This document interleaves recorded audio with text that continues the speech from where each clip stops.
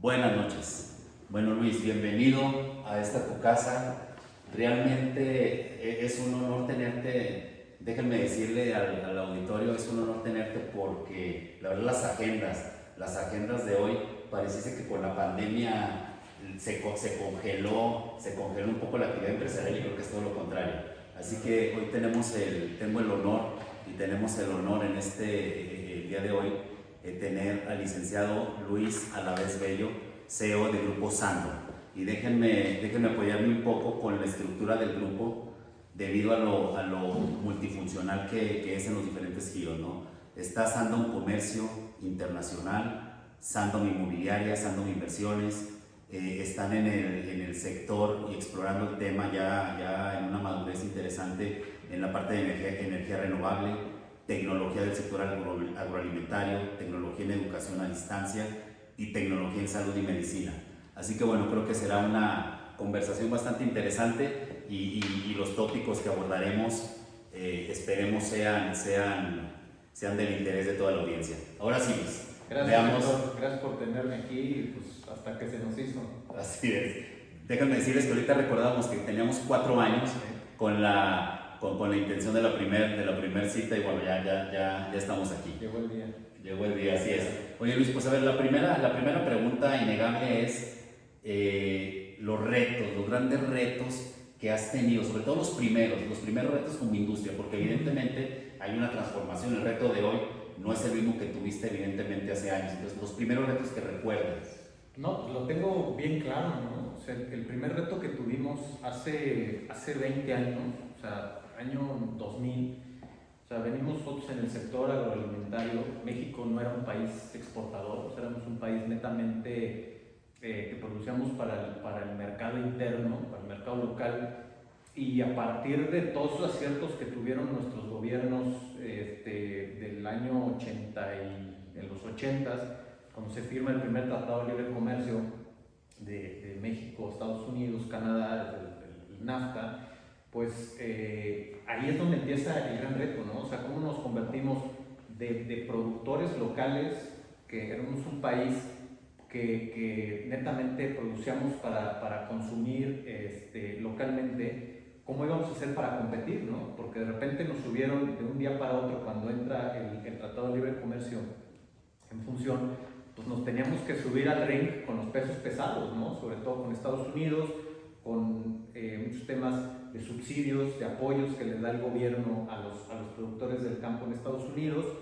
Y decíamos, bueno, ¿cómo le vamos a subir a ese ring con esos pesos pesados y poder competir, ¿no? Entonces, hoy, después de 20 años, nos damos cuenta que lo hicimos bien, ¿sí? Que esa transición y esa preocupación que teníamos, fuimos muy acompañados con el gobierno de México, donde nos pusieron la pista pareja para poder despegar con todas las condiciones. Y hoy, bueno, pues te puedo decir, México es el octavo exportador mundial de alimentos, con una balanza positiva en el comercio, 36 mil millones de dólares al año en comercio. Entonces, como país, es un reflejo, o sea, es un reflejo lo que vivimos nosotros internamente como compañía a la realidad del país, ¿no? Y en el sector, y que era ese gran reto y que fue transformarnos para volvernos de empresas locales a empresas internacionales y a un jugador mundial en el sector agroalimentario. Claro, inclusive me imagino que el reto interesante porque como bien dices, el tiempo era muy corto, creo que fue un tiempo bastante corto y eso también habla que la industria y sobre todo Sandom al final del día tenía ya a lo mejor no tenía la visibilidad evidentemente de este cambio que se vendría, pero sí traía ya una inercia, imagino, de robustez interna, ¿no? Para poder haber accionado, ¿no? Pues mira, como tal visibilidad así amplia no teníamos, o sea, pasamos por zonas de visibilidad muy gris, ¿sí? Donde tuvimos que ir limpiando el lente y prendiendo las luces, porque visibilidad realmente no teníamos. O sea, lo que fuimos haciendo fue reaccionando muy rápido con todos los temas, cómo vamos a cumplir con la parte laboral, cómo vamos a poder cumplir con la parte fitosanitaria para acceso a mercado, la parte logística. México tenía la industria de la logística y del transporte pues era muy incipiente, ¿no? la infraestructura, en qué condición están las carreteras, en qué condición estaban los puertos, o sea, cómo vamos a competir contra esa gran infraestructura que tenían nuestros socios comerciales y realmente pues por ahí es que logramos empezar a tener visibilidad y hoy pues, te puedo decir que el sector en conjunto, o sea, como empresa y como sector, nos adaptamos y fue un reto que hasta hoy, bueno, ahí están los resultados, hemos logrado librarla bien. Qué bueno, y da gusto la verdad como mexicanos escuchar los casos de éxito, ¿no? Estos casos de éxito. Ahora bien, tu visión respecto al manejo y a la gestión de una empresa familiar hacia la migración a una profesionalización, o sea, tú imaginabas que tenías que migrar a una profesionalización insisto, en un entorno de muy rápido actuar, como bien mencionas, o cuál era tu visión y cuál es hoy en Mira, esa... te soy bien honesto. Íbamos, o sea, a ver, nada de esto fue planeado, o sea, fue ser muy flexibles, ¿sí? Fue ser muy flexibles siempre en el sentido de que tenemos que adaptarnos a lo que viene mañana. Siempre fue una visión que íbamos teniendo de corto plazo, o sea, no había una planeación como tal. Y lo que teníamos todos los días pues, era el sentido de poder adaptarnos, ¿no? De poder adaptarnos a la situación, de poder adaptarnos a los cambios, de ir entendiendo las situaciones que se nos iban presentando, pero como tal, una visión, debo serte honesto, o sea, nunca planeamos, o sea, esto fue totalmente inercial, ¿no? Ya. Así fue. Ahora bien, la profesionalización, ¿cómo la has ido abarcando, sorteando? En un principio, o sea, no te puedo decir, a ver, de tal año fue así, lo fuimos haciendo así. En un principio sí fue, de nuevo, fue parte de toda esta inercia, o sea, nos subimos en la ola y hasta donde nos llevara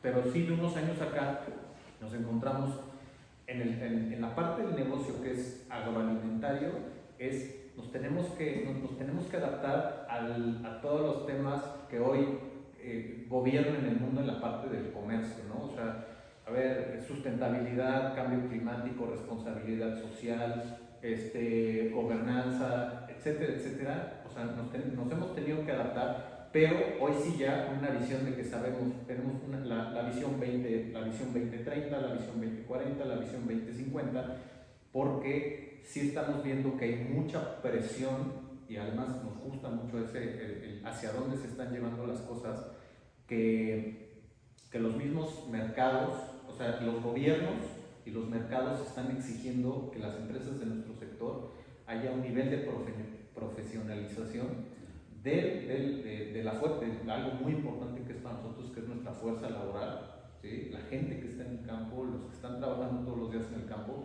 Hay un tema hay mucha formación, hay mucha capacitación, hay mucha responsabilidad social, muchas certificaciones que tenemos que cumplir. No trabajo a niños, no mujeres embarazadas, no tercera edad, etcétera, etcétera. Y la verdad es que ahí sí te puedo decir que traemos visiones, que traemos o sea, hoy nosotros traemos una visión 2030 de dónde queremos ir como empresa, como grupo, como sector, porque somos un sector que siempre nos acompañamos muchísimo y que definitivamente en la parte, por ejemplo, de procesos, ¿no? Nos hemos tenido que meter mucho a procesos, nos hemos tenido que meter mucho al tema de trazabilidad es de saber la semilla, de dónde viene y ese producto que hoy estamos empacando o que se está procesando, a dónde va, a qué mercado, las certificaciones que tenemos. O sea, todo o sea, de verdad es una industria tan dinámica y la tecnología, nos apoyamos muchísimo en la tecnología, mucho. Hay algo, hoy hace un rato platicaba vamos a hacer la próxima semana un vuelo con un dron, que es una cosa espectacular, una cámara que puedes ver en esa cámara desde contar cuántos árboles tienes en una hectárea, saber si está el árbol estresado, si le falta agua, si le sobra, si creció, si no creció, si el diámetro del tronco ha crecido en los últimos meses. O sea, y todo eso forma parte del proceso, forma parte de la trazabilidad. Un cultivo orgánico, todo es trazabilidad. O sea, tú no puedes llegar a tener un certificado que tienes un producto orgánico pues no sigues un proceso, si no llevas una trazabilidad, digo que te lleva desde la semilla hasta dónde pones en un anaquel, en un supermercado en Londres que termina esa fruta, esa hortaliza, ese producto procesado, ¿no? Entonces es súper, súper interesante. No, qué interesante.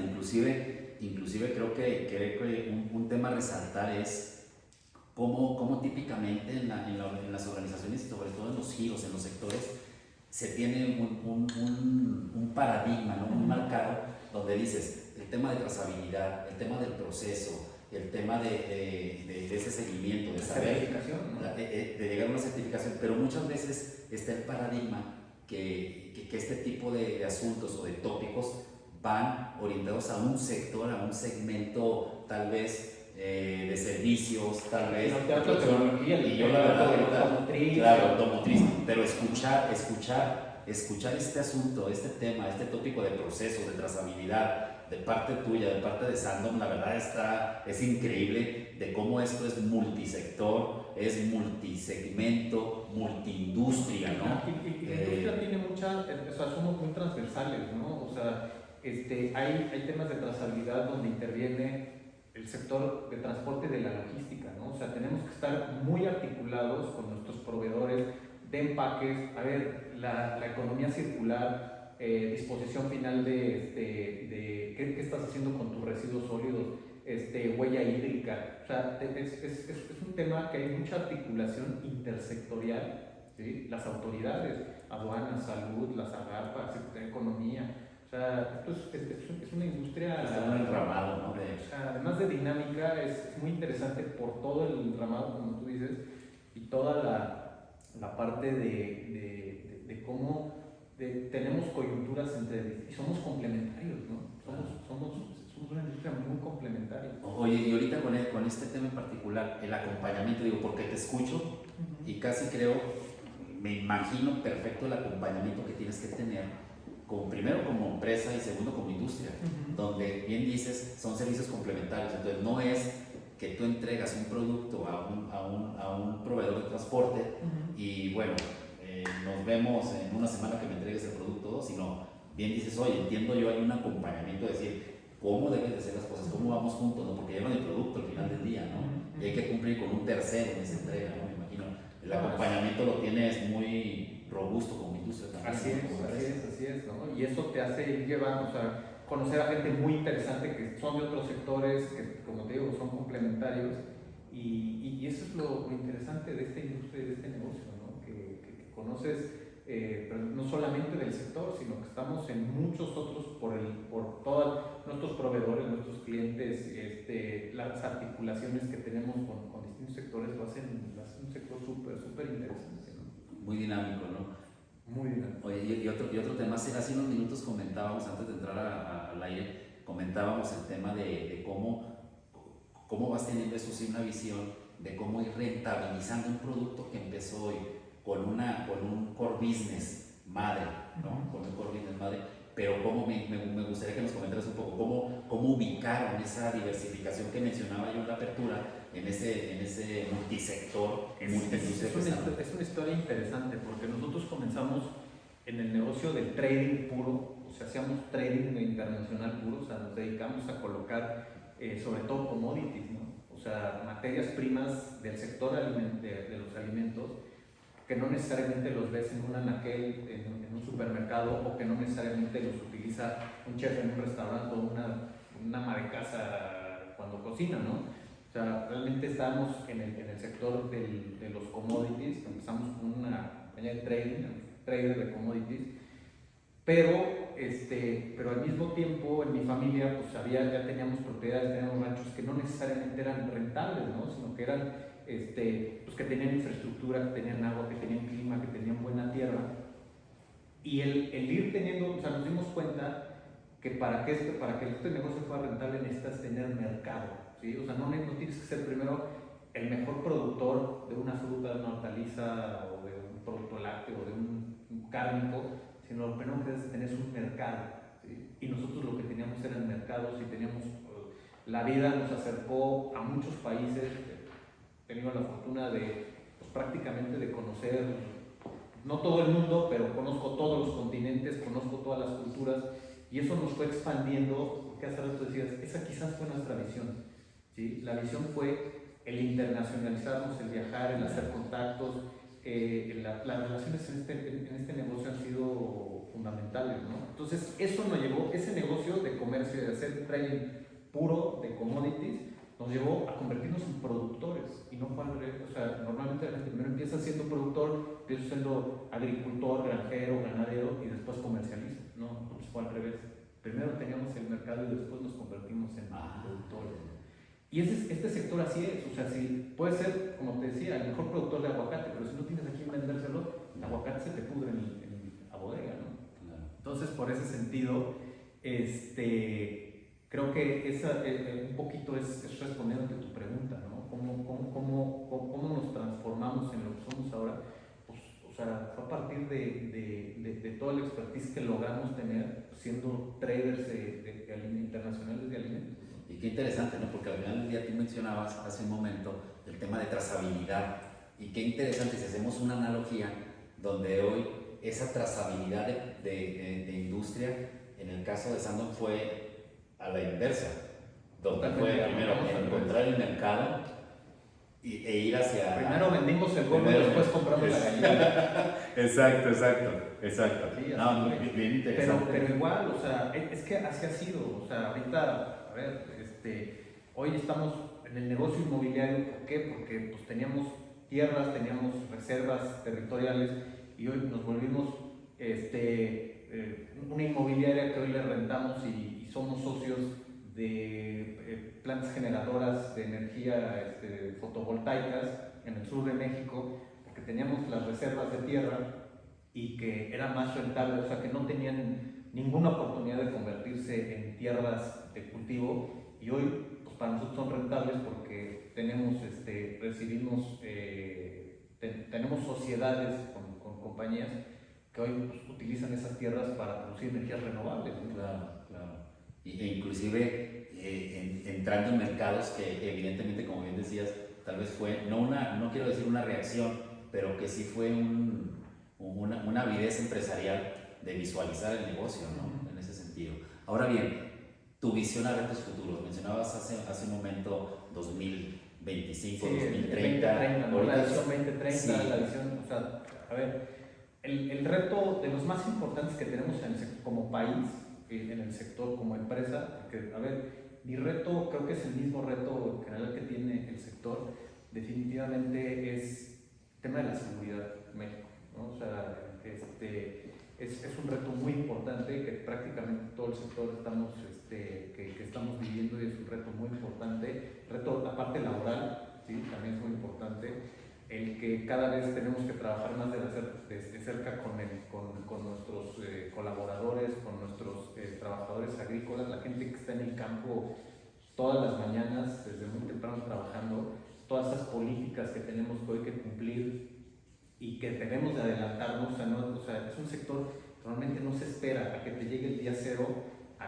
para poder cumplir, ¿no? O sea, nosotros casi siempre como sector vamos muy por anticipado, porque sabemos que de otra manera tenemos un competidor muy importante, es que la gente nos migre a Estados Unidos, ¿sí? Entonces, en ese sentido nosotros tenemos que adelantarnos, ser muy competitivos, toda la parte de responsabilidad social hacia los trabajadores, la parte de todo lo que les damos como empresa a nuestros colaboradores para retener a esa gente que es talentosa, trabajadora y demás, cómo retenemos al talento, ¿no? Entonces, para que regresen todos los años, porque muchas veces cuando estás en un cultivo que es de temporal, pues es la misma gente que te viene del sureste de México y que regresa todos los años a trabajar a tu mismo campo, porque, a ver, hay competencia aquí mismo dentro de México, pero también tenemos un gran competidor, que es Estados Unidos, para que migren a Estados Unidos, ¿no? Entonces, es otro reto, la parte de seguir accediendo a mercados,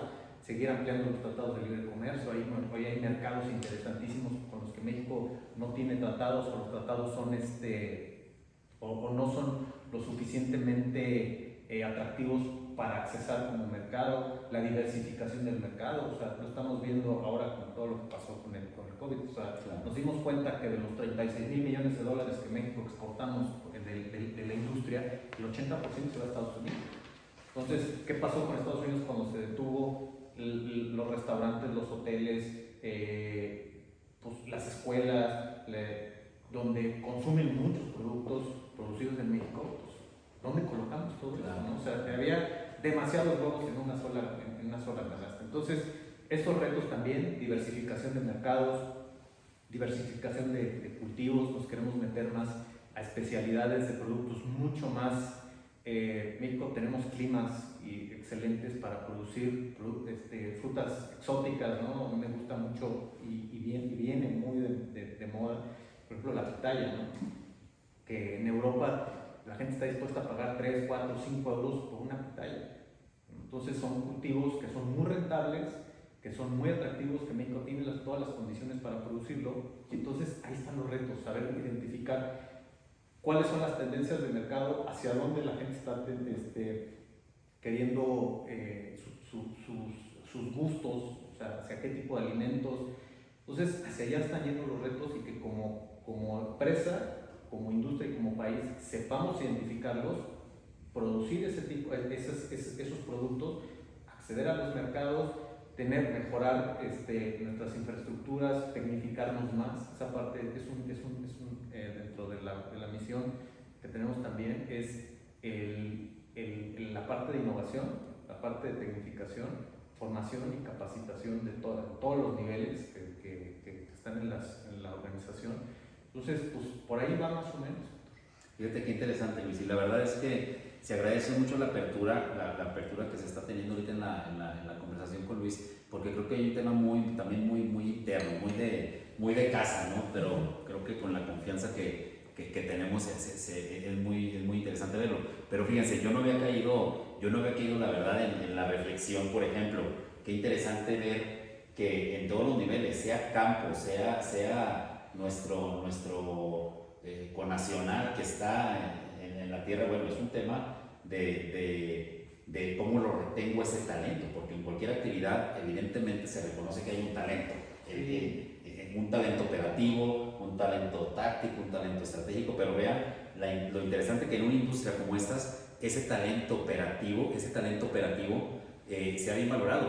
Y fíjense contra quién está compitiendo, cabe decir Luis, contra quién compite, mercado norteamericano, y que evidentemente vemos todos los días el número de connacionales pasando al otro lado, compitiendo contra niveles salariales tal vez que pudiéramos pensar en cualquier paradigma nuestro que no podemos competir. Claro. Y no, bueno, hay que tener una empresa robusta, con prestaciones, con retención de talento a todos los niveles. Hoy ya es imposible pensar en ser una compañía de clase mundial en ese sector si no tienes una política laboral mundial, ¿no? O sea, ya es imposible el no tener a un empleado en una nómina, no pagarle un seguro social. O sea, las prestaciones de ley más algo es imposible. O sea, no hay forma de que un cliente fuera de México te quiera un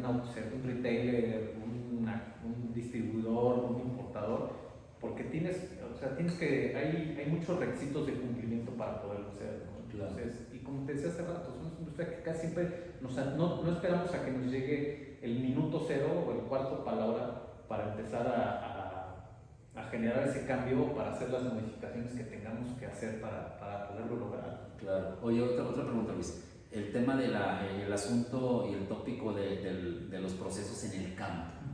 O sea, así muy resumido, ¿cómo ves tú el tema de procesos? Que también igual uno puede pensar, bueno, ahí vas al día en el campo y te escucho, y definitivamente es todo lo contrario.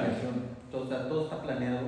O sea, nosotros, en el caso nuestro, de Sandoma Agronegocios, tenemos gente muy talentosa como colaboradores, y tenemos un grupo de consultores también que es talentosísimo, gente casi todos mexicanos, que son consultores nuestros, y que, o sea, trabajamos por adelantado toda la parte. Pues el campo todo es planeación, ¿no? O sea, cuándo siembro, cuándo podo, cuándo fertilizo, mi control de plagas, cuándo tengo que cortar, cómo debo de empacar, tienes que hacer el match, o sea, el cliente en España o en Francia o en Qatar quiere que su producto llegue tal día, pues ¿cómo organizas todo eso, no? O sea, y todo eso se convierte en procesos, hablamos hace rato de la trazabilidad, entonces es una industria que todo eso, o sea, está bajo procesos.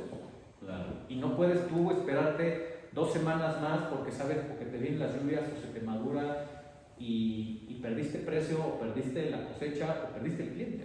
Claro, claro. Y bueno, y todo esto igual anclado, imagino, Luis, o cómo tienes tú internamente o cómo han robustecido el tema de BIs de información, del tema de inteligencia de negocio, o es un tema que igual sí lo ves a futuro, a muy próximo, y es un presente. Ahorita sí, muy rápido se me ocurre, ¿no? O sea, ahí trabajamos con compañías que nos proporcionan toda la parte de inteligencia de mercados, por ejemplo, ¿no? O sea, a ver, estamos compitiendo en un mercado mundial donde, a ver, te pongo un ejemplo, Sudamérica, ¿cuándo es su temporada de producción de aguacate? O sea, ellos tienen ventanas, porque no todo el año, o sea, México es un país que casi todo el año produce aguacate.